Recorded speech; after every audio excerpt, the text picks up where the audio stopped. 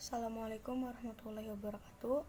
Perkenalkan, nama saya Kaila Raffinani Radita dari kelas 10 IPA 2. Di sini saya akan menguji SKU dari poin 1 sampai poin 23. Poin 1 sampai 4 saya udah dites sama Kak Bambang pada tanggal 18 September 2020 dan nanti saya akan mengirim bukti video call-nya. Poin 7 yaitu dapat berbahasa Indonesia dengan baik dan benar dalam pergaulan sehari-hari. Saya akan mencoba belajar untuk menggunakan bahasa Indonesia yang baik dan benar dalam pergaulan sehari-hari. Poin ke-9 yaitu telah ikut aktif bekerja bakti di masyarakat minimal 2 kali. Kebetulan dalam kondisi pandemi seperti ini, jadi tidak boleh berkumpul-kumpul, jadi bisa dilakukan di lingkungan keluarga, diantaranya membantu orang tua dan membantu adik mengerjakan tugas. Poin ke-10 yaitu dapat menampilkan kesenian daerah di depan umum minimal 1 kali. Di sini saya akan menyanyikan lagu daerah dari Papua, yaitu Yamko Rambe Yamko. Hey Yamko Rambe Yamko Aronawa Kombe. Hey Yamko Rambe Yamko Aronawa Kombe. Temino kibe kubano ko bombeko yumano bungo awe ade. Temino kibe kubano ko bombeko yumano bungo awe ade. Honke honke honke riro honke jombe jombe riro honke honke honke riro honke jombe jombe riro.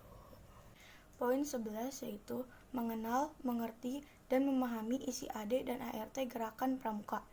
Keputusan Presiden Republik Indonesia Nomor 2004 Tahun 2009 tentang pengesahan anggaran dasar Gerakan Pramuka.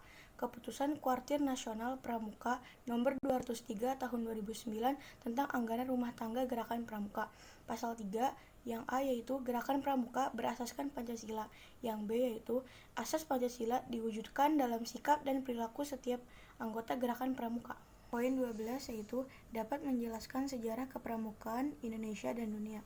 Sejarah pramuka di dunia sendiri dimulai pada 25 Juli 1907 ketika Lord Robert Baden-Powell saat itu sebagai Letnan Jenderal tentara Inggris untuk pertama kalinya mengadakan perkemahan pramuka di Pulau Brownsea, Inggris selama 8 hari.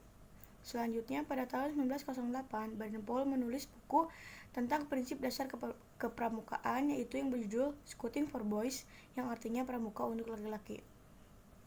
Di tahun 1920 merupakan tahun yang sangat berpengaruh dalam sejarah pramuka, di mana untuk pertama kalinya diadakan jambore di dunia. Riwayat hidup Baden-Powell yaitu lahir pada tanggal 22 Februari 1857 dengan nama Robert Stephenson Smith Lord Baden-Powell of Gilwell. Ayahnya bernama Powell, seorang profesor geometri di Universitas Oxford, Inggris, yang meninggal ketika Stephenson masih kecil. Poin 13 yaitu dapat menggunakan jam, kompas, tanda jejak, dan tanda-tanda alam lainnya dalam pengembaraan. Cara menggunakan kompas. Yang pertama, letakkan kompas di atas permukaan yang datar. Setelah jarum kompas tidak bergerak, maka jarum tersebut dan menunjukkan arah utara magnet. Yang kedua, bidik sasaran melalui visir, melalui celah pada kaca pembesar. Setelah itu, miringkan kaca pembesar kira-kira bersudut 30 derajat dengan kaca dial. Kaca pembesar tersebut berfungsi sebagai yang A, membidik di arah visir, membidik sasaran, yang B, mengintai derajat kompas pada dial. 3. Apabila visir diragukan karena kurang jelas terlihat dari kaca pembesar, luruskan garis yang terdapat pada tutup dial ke arah visir, searah dengan sasaran bidik agar mudah terlihat melalui kaca pembesar. 4. Apabila sasaran bidik 30 derajat, maka bidiklah ke arah 30 derajat. Sebelum menuju sasaran, tetapkan terlebih dahulu titik sasaran sepanjang jalur 30 derajat. Carilah sebuah benda yang menonjol atau tinggi di antara benda lain di sekitarnya, sebab rute ke 30 derajat tidak terlalu datar atau kering, kadang-kadang berbencah-bencah. Di tempat itu kita melambung keluar dari route dengan tidak kehilangan jalur menuju 30 derajat.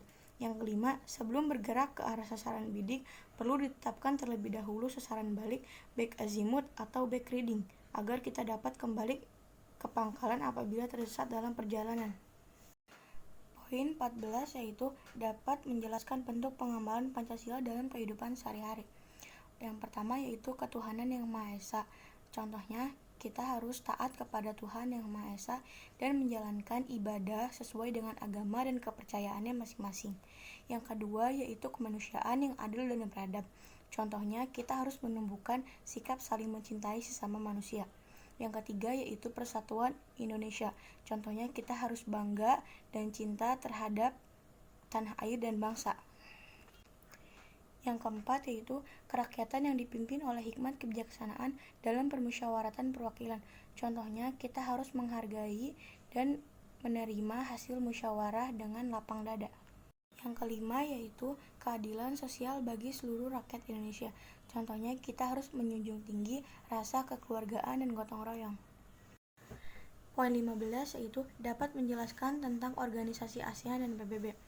Association of Southeast Asian Nation atau ASEAN merupakan sebuah organisasi geopolitik dan ekonomi dari negara-negara di kawasan Asia Tenggara yang didirikan di Bangkok 8 Agustus 1967 melalui Deklarasi Bangkok oleh Indonesia, Malaysia, Filipina, Singapura, dan Thailand. Organisasi ini bertujuan untuk meningkatkan pertumbuhan ekonomi, kemajuan sosial, dan pengembangan kebudayaan negara-negara anggotanya, serta memajukan perdamaian di tingkat regionalnya.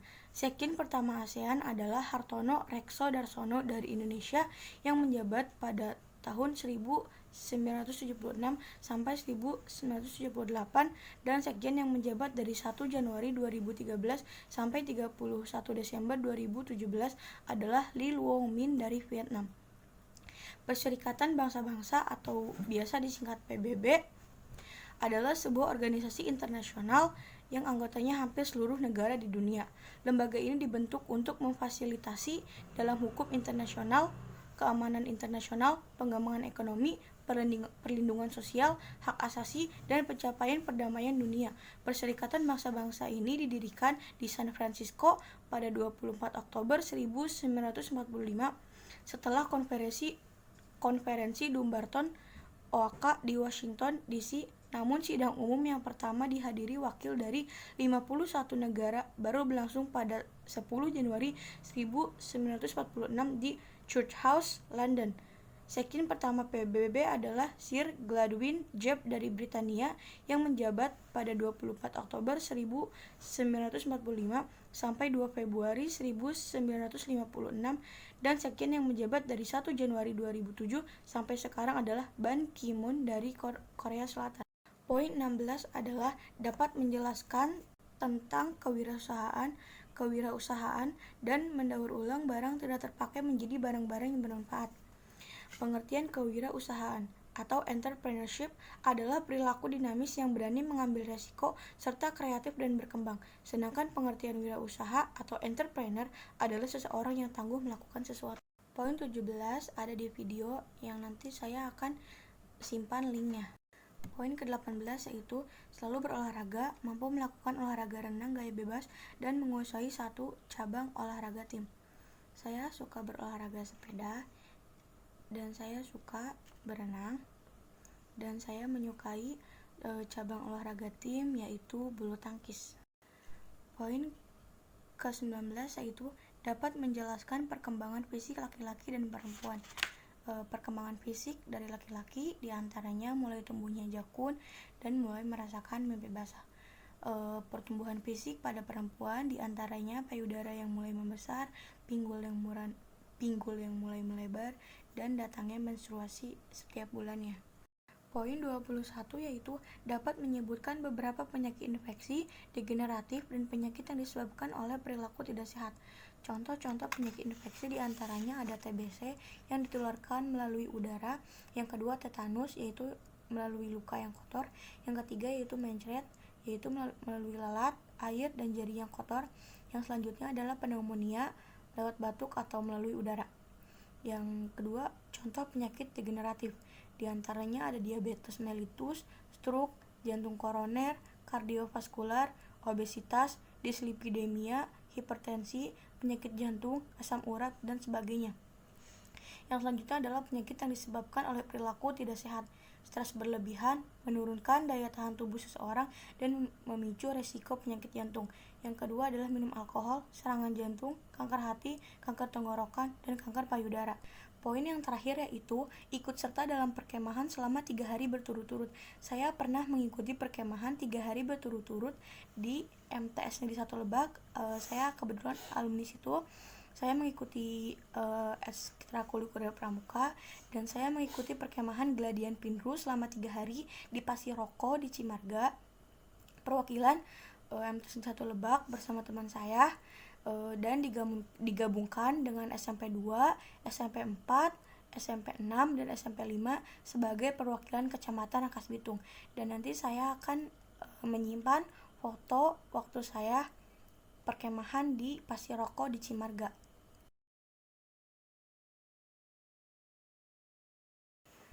Terima kasih, sekian dari saya. Wassalamualaikum warahmatullahi wabarakatuh.